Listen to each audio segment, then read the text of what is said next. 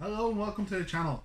I am Dave, Gamers World resident card game expert, and today we're going to do something slightly different. I've been opening packs a lot on the channel, doing a lot of trading card games, but we're going to have a look at a little bit more of a living card game by Fantasy Flight. We got Marvel Champions. This is a game that I've really liked the look of since pre-COVID, but I haven't really got a chance to really sink my teeth into it. So I've brought a gentleman with me that has. David Martin, how you doing? I'm good, thanks, Dave. How are you? Good, thanks. I know you've been kind of interested in this game from the start, and if you could you give us a quick kind of synopsis of the game and why you like it more than some of the other living card games out there at the moment? Yeah, so I suppose the main thing is just I'm a huge comic nerd, so I'll buy most things with Marvel on it anyway. I mean, I've been a big fan of some of the Fantasy Flight LCGs in the past, so I played a little bit of the original Netrunner when it came back out a few years ago, and then their old, the 40k living card game that was around for a couple of years. You know, we kind of played that a good bit as well. But when they announced the Marvel Champions, so it was an LCG, which I like the kind of model of, and how they sell the cards, and then it was Marvel as well. So you know, kind of like I said, I buy a lot of stuff with Marvel on it. I suppose the big difference with Champions, other than most of the LCGs that they make, it's that it's fully cooperative. So it would be more like the Lord of the Rings game as opposed to like you know, L5O or Netrunner or something like that, where it's a group of players. All the players at the table win or lose collectively. It isn't even a semi-cooperative where, you know, only one or some of the people can win. It's either you win as a team or you lose as a team. Yeah, kind of breath of fresh air. There's not many of the card games out there like that at the moment. So I suppose the game is 1 to 4 players. So the idea is that each of you has a 40 card deck, and each of you plays as a particular superhero. So you pick whatever hero you want to play, and that hero automatically puts 15 signature cards into the deck. So the sort of stuff you would expect Spider-Man or Iron Man or Captain America to have. And then the remaining 25 cards you fill out with cards from the various packs and sets that they sell. And then what you do is everyone that plays shows up to the table with their deck, and there's a villain deck. So you choose, each of the villains is a scenario. So you choose the villain you want to play, and then similarly you build a villain deck as well. So they have a bunch of cards that they always have, and then there's other smaller kind of like 5 or 6 little mini card sets, and you kind of shuffle some of them into the main villain deck, and then that creates the scenario that you play. So a little bit closer to some of the collectible card games in the deck building aspect, because you're doing that kind of at home first, designing your own deck to go with the hero. Yeah, exactly. Yeah, so you know there's the idea of kind of building your own deck and customizing it. So as well as the 25 remaining cards you fill out with your deck, there's 4 different aspects, which is kind of different, you know, and that do different things. So their aggression, which is a lot about kind of dealing damage and dealing with minions that the bad guy puts on the table. There's justice.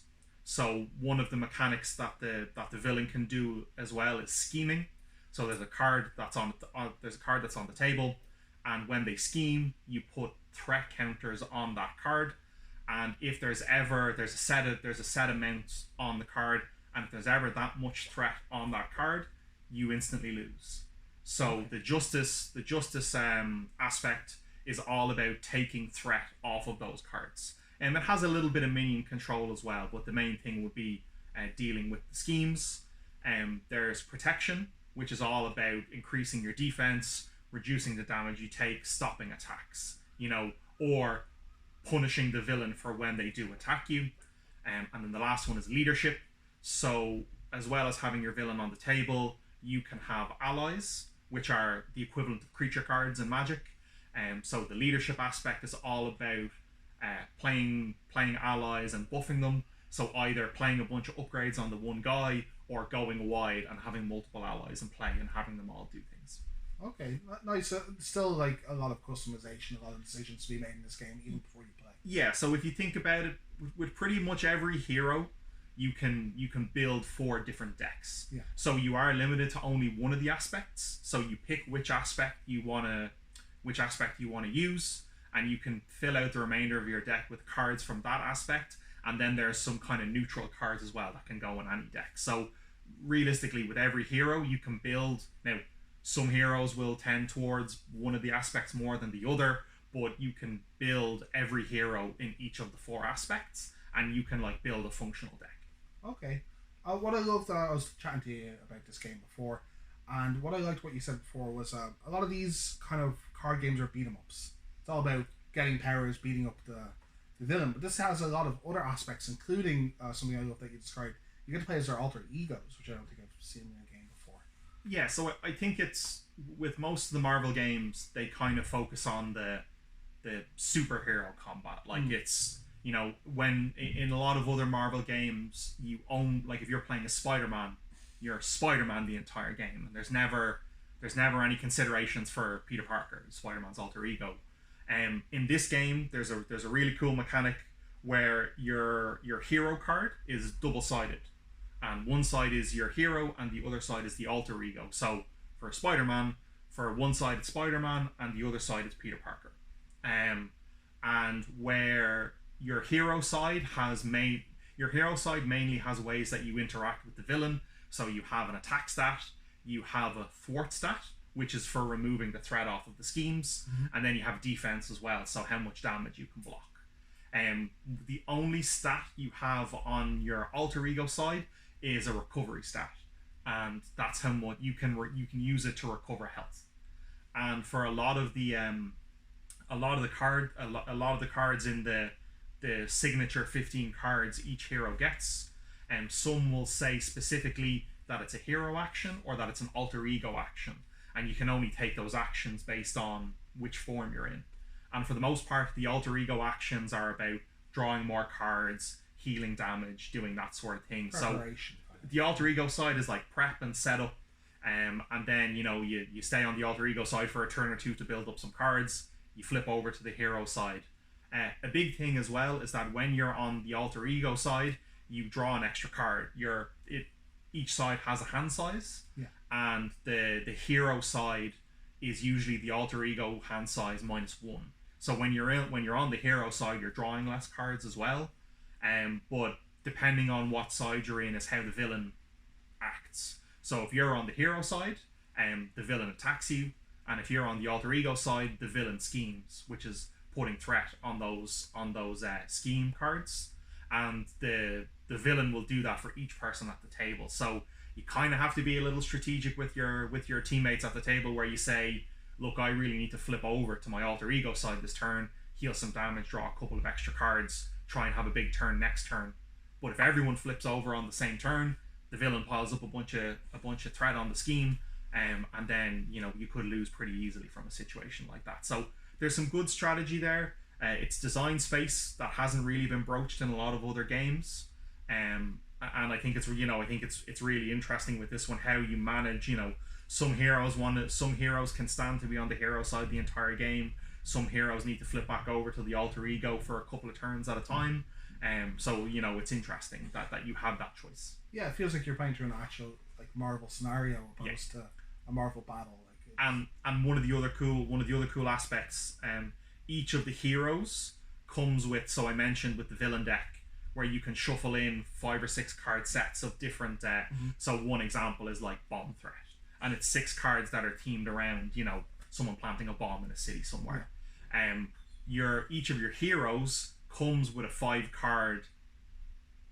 set of 5 cards that you can shuffle into the villain deck. So it's got like a signature bad guy, like in this starter box for Spider-Man it's Vulture, and then you've got 4 other similar themed cards to Vulture that you can shuffle into the deck.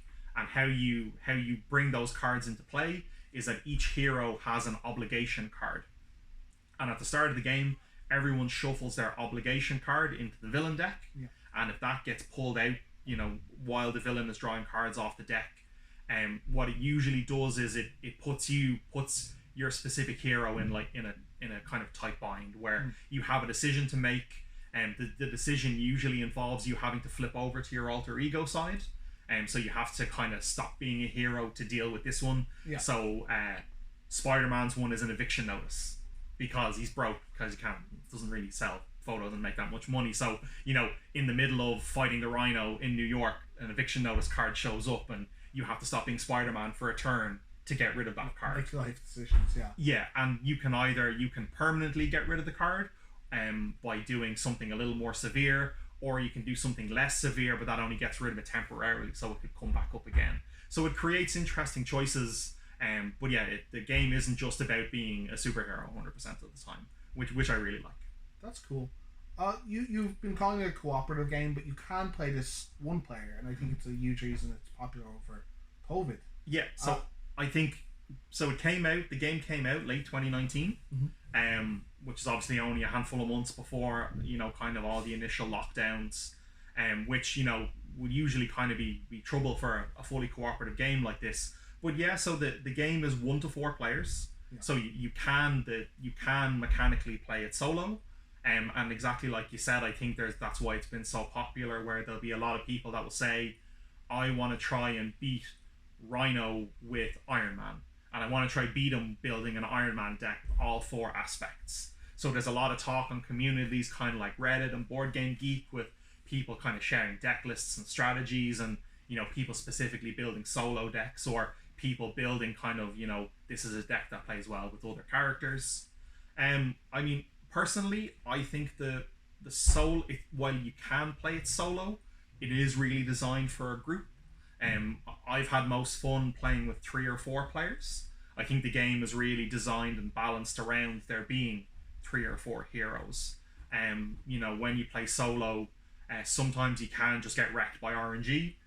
Sometimes the villain can just pull the right cards, and you get attacked 3 times in a row, and you don't have that much health relative to the damage the villain does, or they scheme 3 times in a row, and generally the amount of threat they need to put on their main scheme, it scales by the number of players. Sure.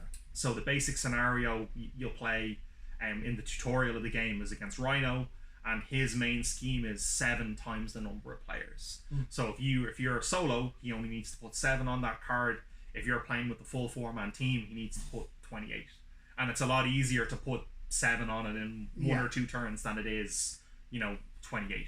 That makes a lot of sense. But yeah, like it's fun. It can be challenging. It's not. It works. But my preference is with 3 or 4 friends. So more of an option opposed to like a main feature kind of game. Yeah, I think so. Like I think the game is definitely for 3 or 4 players. But sometimes I'll get bored and I'll sit down and I'll pull out one of the villains and I'll go, let's just play a solo mission. We call what do we call it? Gold fishing for other card games. Just like testing your deck against a hero. Yeah, and the villain deck, by the rules of the game, pretty much plays itself. So it prompts you when you draw cards off the top.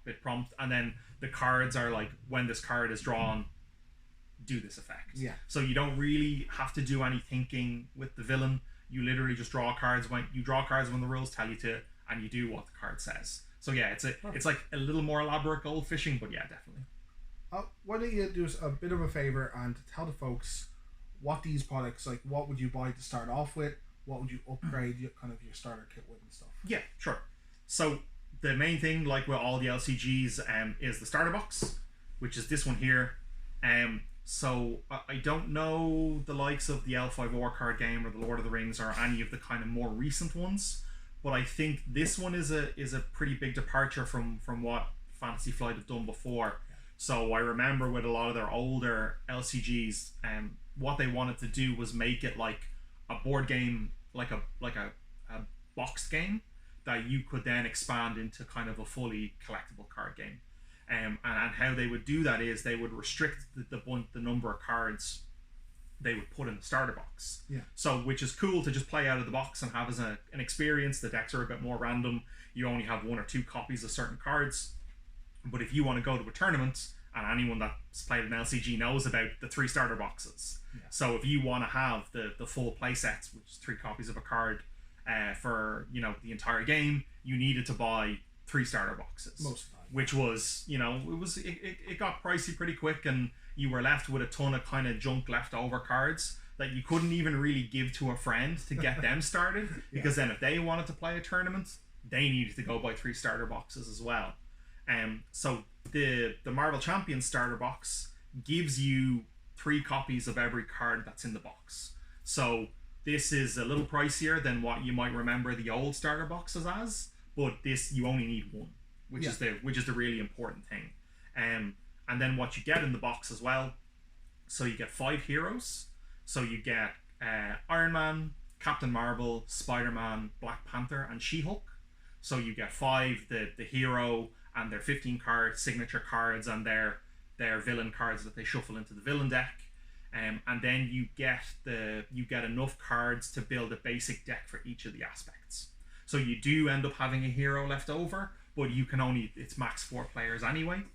And then you get a bunch of basic, they're called encounter cards, which makes the villain deck, and you get 3 different scenarios. So you get Claw, Ultron, and Rhino.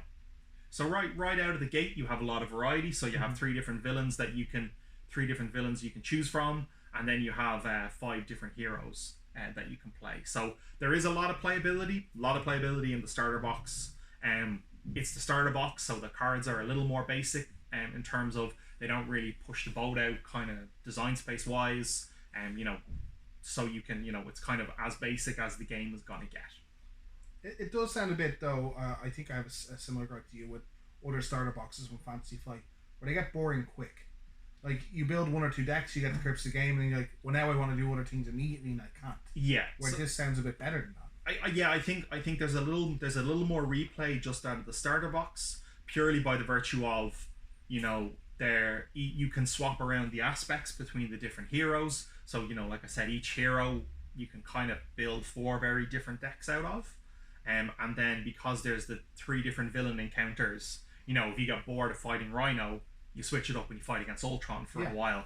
And each of the villains, do mechanically kind of unique things for them. So the 3 encounter decks are very different, and it's different scenarios, and different cards are good and different cards are bad. So, I think there is more replay in this starter box than there would be for other ones. Then some of the packs in the middle here, so after the starter box, and what they release, their kind of monthly bread and butter release, will either be hero packs or it'll be scenario packs. So what the hero packs, and I really like the way they've done the hero packs. So it will be an individual hero. So the 2 we have here are Scarlet Witch and Quicksilver. But you're talking, they have characters like Doctor Strange, Captain America. I think Venom may be out by the time this video goes up, or it'll be coming out soon. And what's cool about those hero packs is that it doesn't just give you, like with some of the older LCGs, you just got a pack of random cards, and it was up to you then to put those cards into your existing decks. Yeah. These hero packs are a full 40 card deck. So you can just buy one of the hero packs, crack it open, shuffle it up, and get right into a game. So the hero packs, they're based around one of the aspects. So it gives you a ton of new cards for that particular aspect. And then in the back of the pack, it gives you a new card for the other 3 aspects that aren't in the deck. So you do still get cards that expand each of the 4 aspects in every one of the packs. So say I wanted to come play the game with you, come over to your house and play. I would just be able to grab one of these and have a brand new deck to play with exactly. friends. Yeah, now, and it would be very much a starter deck, so it may be less optimized. And like if you're playing with friends that have bought all of the packs and they've cherry picked the best cards from each of the packs that have come out. But yeah, you could literally just grab one of these packs, shuffle it up, and you can sit down and play. Amazing. The next thing we have is then the scenario packs. So very similar to the hero pack. The scenario pack gives you a new villain, and so it'll give you the new whatever villain it is. It'll give you the encounter cards to build our encounter deck. And then it'll give you the rules for how to build those scenario decks. And then it does give you a handful of new cards for your hero decks as well. The reason I picked the Green Goblin one specifically, I think the Green Goblin one is really cool because some of the other scenario packs only give you a single scenario, so only a single way to play against the villain, where the Green Goblin pack gives you 2 very distinct scenarios in the pack. So when you buy this Green Goblin pack, it is only the Green Goblin as the main villain, but it's 2 different versions of the Green Goblin, 2 different main encounter decks. So there's and again, it exponentially increases the replay, because now you have 2 villain encounters, and again, you go through it with all your heroes in the different aspects and that sort of thing. That's decent value in one pack. Yeah, and I like the Green Goblin one specifically. These come out a little bit less frequently than the hero packs. But there's still a good selection of them that come out. I think we're on to 4 or 5 of them. I think it's 3, and they've announced the 4th one. Okay. The name, if they've announced another one, it's not springing to mind at the minute. But there's definitely at least 3 out at the moment. Then the last one. So again, anyone that knows Fantasy Flight, they know they like to do what we call the small box expansions, where they kind of release these maybe once a year thereabouts. And it's it just kind of injects a lot of cards into the game at one go, as opposed to these smaller packs. So the expansion sets for champions are really cool. At their face value, they give you 2 new heroes, so they add 2 new, and again, you get a full hero deck in the box. Yeah, very similar to one of these packs then. Exactly, yeah. So with the Red Skull box, you get Spider-Woman and Hawkeye as the heroes. And then you also get 5 completely new villain encounters. So with this one, it's Red Skull and anyone kind of Hydra adjacent. So you're talking Taskmaster, Crossbones, Zola, I think. Zola, and then I think Baron Zemo's in there as well. So at face value, gives you 5 entirely new villain encounters and gives you 2 new heroes and decks to go with them. But what's really cool about the expansions is that in each of the boxes there's a booklet, and it shows you how you can play a narrative campaign. Oh wow. So it gives you 5 scenarios, and you can play those scenarios individually. So you can choose to just play against Taskmaster if you want, and you shuffle up the Taskmaster deck and you bring your decks and you play. Or you can play the narrative campaign, which says you play a particular scenario first, and then once you win that scenario, you move on to the second one, and then the third one, and then the fourth one.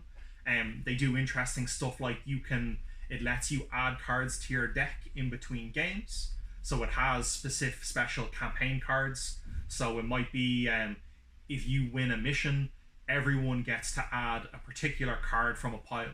It gives you an option of certain cards, and everyone gets to add one of those cards to their deck. And those cards are usually pretty powerful because they're restricted to that kind of temporary access to them. And then interesting stuff like the damage on your hero translates over in between games. So if you're Spider-Man and you take a bunch of damage, sorry, you don't have time to heal up. Next bad guy's right around the corner. Okay, yeah. So it gives you, and again, you can play those in a vacuum. So you can take the heroes from the expansion box and go back and fight the starter set villains again, or you can just play against the encounters in the box in a vacuum.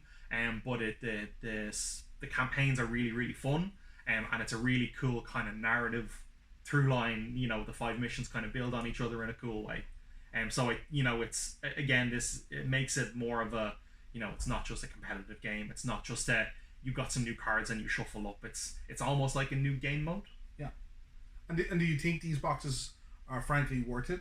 They're a bit more expensive, obviously, than the Champions packs or the scenario packs. Do you think you get enough in them to justify the price? Even just from the cards, you absolutely get enough. So just the sheer volume, when you think about 2 heroes and 5 villains, like that's a lot of replayability you're injecting into your game just by buying that box. And then you're including when you're getting new cards for the hero decks. That's not just like your Hawkeye deck isn't just giving you the cards for Hawkeye, it's giving you a whole slew of new cards that you can add into your existing decks. But even then, the campaign mode is really, really fun, and it adds so much kind of replay value, where you could even have the scenario where we play one scenario a week. And so then there's a lot of tension, kind of talking to your mates in between weeks, going it's kind of like when we get into mission 2, I need to heal up for like the first 2 turns because I'm on like 1 health left after the first mission. So like there's a it just adds a lot of extra things you can do with the game. So yeah, absolutely, I would say those expansion boxes, once you're committed and you're gonna play the game and you're gonna pick up some extra stuff. There's 2 of those expansion boxes at the moment. There's Rise of the Red Skull, and then I can't remember the name of it, but it's Galaxy's Most Wanted. Yeah, and that's Guardians of the Galaxy related. So in that one, you get Rocket Raccoon and Groot as the two heroes, Nice. and then you're getting the kind of cosmic characters you'd expect as the villains. So Ronan the Accuser and Yondu and stuff like that. And then they've released Star Lord, Drax, and Gamora as individual hero packs, so you can have a 4-man team that's the Guardians of the Galaxy. That's very sweet. So one thing I find a little bit about these kind of games a bit intimidating or a barrier to entry is once the game is a year or two into its development, it seems a bit daunting to catch back up. Yeah. Do you think this suffers from the same thing, or do you think the individual heroes let people catch up a bit faster? So I don't think it suffers from that like other games have, in the sense that there isn't competitive tournament play. So that was definitely a problem with the other games where you would be going to tournaments where, if you showed up to Netrunner a year late, or you showed up to Conquest, which was the 40k one, if you showed up a year late, you had a year's worth of packs you needed to buy. And, if you looked up a list online, the best optimized list for whatever deck you wanted to play probably had a bunch of cards from all those packs. Where, because this isn't kind of played competitively, or there isn't tournaments, you don't need to buy everything unless you want to. So I think, I don't think it really suffers from that the way people feel that the other LCGs have suffered. Yeah. And yeah, like you could just buy the starter box and then not buy anything for a couple of months, and then a hero comes out that you think is really cool and you pick up the hero, and then you have 4 new decks because you have the one hero and you can play them in each of the aspects. But no, I mean, obviously there'll always be people that want to optimize, and there'll be people that want to make the game as hard as possible, which means you have to bring the most powerful hero deck possible. Yeah. And that means probably buying every pack, but it's not as mandatory as it felt for some of the other LCGs in the past. Even for hyper competitive, it feels like sometimes you might be able to do the starter box and then cherry pick a little more than you have been with other LCG. Yeah, I think you definitely can. I think there's always going to be some aspect of, if you want the best deck, you have to buy every pack. Yeah. And they do they spread out those cards between all the packs, like, for that very reason. Yeah, I'm buying Gamora with no intention to playing her. I just need the one card that improves my aspect in the pack. There is, again, I don't know if it's as severe as that, because unless it's the aspect that the deck is. So I think Gamora is aggression. So unless you need 3 of the aggression cards, you're only getting one play set of each of the other aspects from that pack. So there's a little bit of that, but it's not as pronounced. But where that was definitely a thing in like Netrunner and in Conquest, where it was, I'm buying this pack to literally get these 3 cards. Yeah. Where that isn't really as pronounced here. Now I think I know the answer to this question. Would you recommend this game to people at the moment? Yeah, I absolutely would. So for a few reasons, just because in terms of value for money, you get so much replay value out of just the starter box. Even myself, like this game's been out for about 18 months now, and I still find myself going back and either busting out one of the 3 villains from the starter box to play against some of the newer packs, or even just going back and building a new deck with one of the 5 starter box heroes. So, I know I said a little while ago that these are kind of more on the more simplistic side of the game, because it is an introduction to the game, but the cards in here certainly don't get left behind with the newer packs. Okay. So the newer packs do kind of push out the boat with what they do with the rules, and there's new keywords, and some of them introduce new card types and stuff like that. But fundamentally, you can get so much replay value out of this starter box. And yeah, I'd absolutely recommend it. Even if you want a game for board game night, but then you can actually sit down and play through on your own, when there isn't people around. I think one of the especially COVID has kind of made this a little more obvious, but buying board games is cool, but if you can't play it when no one else is around, it kind of just sits there taking up space, where you can bust out champions and you can play a couple of solo games on your own. It just gives itself more abilities to be played, which I think is great. And I mean, it's so fun playing as a group, especially when it gets down to crunch time, where it looks like you're about to lose or things are getting kind of grim, you know, you kind of do feel like you really have to like come together as a group and talk about the decisions you're making. And it's like, oh well, if I do this, then you need to do this because otherwise this is gonna happen. So like, you know, in the old time, you know, before playing it with friends in the pub, and you kind of like it was really great vibe. But yeah, I think that's what attracted me to the game somewhat as well. I've only seen it be played. I haven't got a chance to play it myself.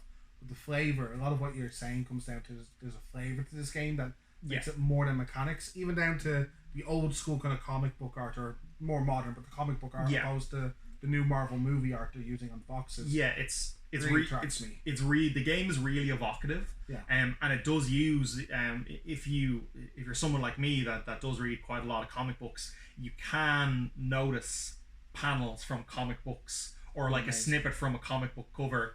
And there is a good bit of new art on the cards and in the inserts and in the booklets and stuff like that, but they do use a lot of recognizable art from the comics for the particular characters. But yeah, I think evocative would be the word I'd use. Like, it really is, you know, what people, when you think about Marvel, when you think about kind of superheroes, when you think about it from more from a comic book perspective and from a storytelling perspective, where it's a group of heroes coming together, but they're not just superheroes, they have alter egos and other lives and you know, things like that. I think it really brings that flavor together, which is, you know, really doubly enjoyable for me because I enjoy these characters and all sorts of other media.